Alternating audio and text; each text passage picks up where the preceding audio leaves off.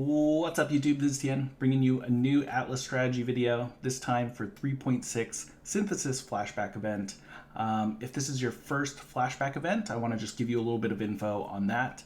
And then the topics we're going to cover today is which maps that I recommend for shaping and using your Elder Orb on, the Flashback specific strategy in terms of building up a map pool, an SSF strategy, as well as early league Atlas completion. We'll go over all of that in this video. But let's hop right into it. Let's talk a little bit about Synthesis Flashback. What is Synthesis Flashback? Well, let's hop into game here. And in this map, you can see areas contain memory fragments.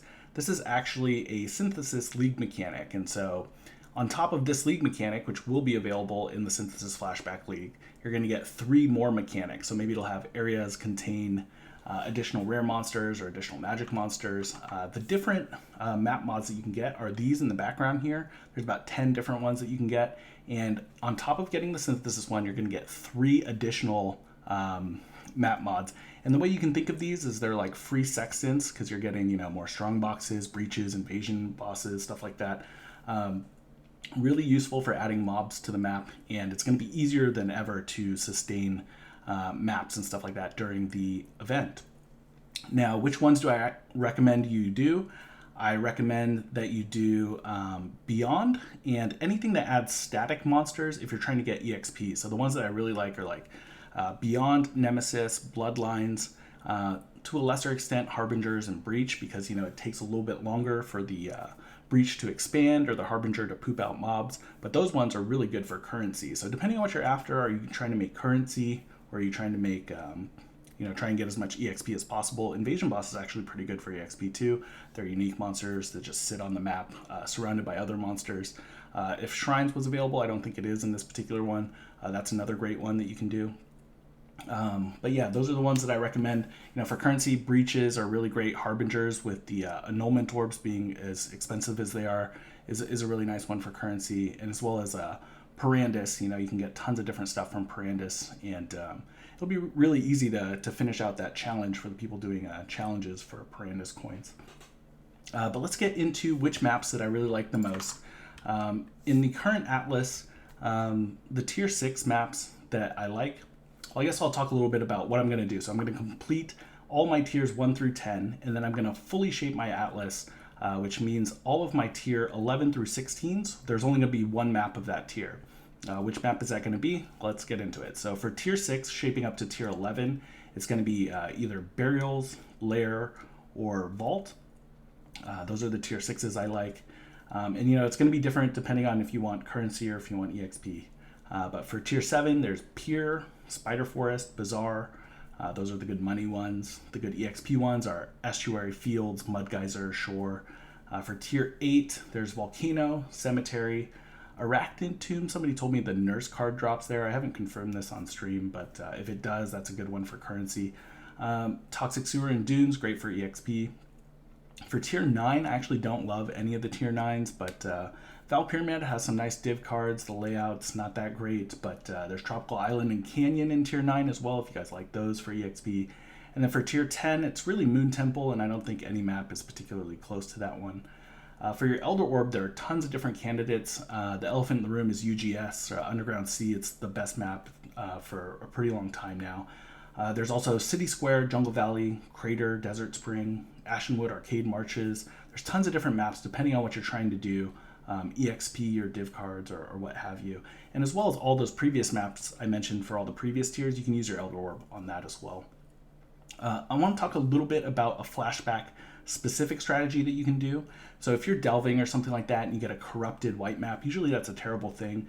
But because the map mods and the free sextants that you're getting change every hour on the hour, what you can do is kind of save like lower tier versions of a map, or maybe save those corrupted white maps or something, and open the map to see what mods are on there at the beginning of the hour. And then once you see the mods that you like, you can just run a ton of them. Some websites do exist where people are, it's crowd or community maintained, and people will enter what mods are in this particular map on this particular hour. Those can be hard, and sometimes they're not updated correctly. But yeah, you can do it yourself. You can just open up a map. Okay, this is one that I want to run. Let's load it up with sextants, or maybe have a whole bunch of maps pre-rolled on that and good to go. You can also just buy Elder versions of a map. You know, if it's a really good hour on like Graveyard map or something like that, you can go buy Elder Graveyard maps from other players. It could be hard if nobody's eldering that map. Another thing you can do is you can actually use your Zena map device to upgrade the map yourself. So you could take the tier 5 version of Graveyard and then elder it up. This is only available after you've completed the Zena quest line or maybe gotten pretty far into it.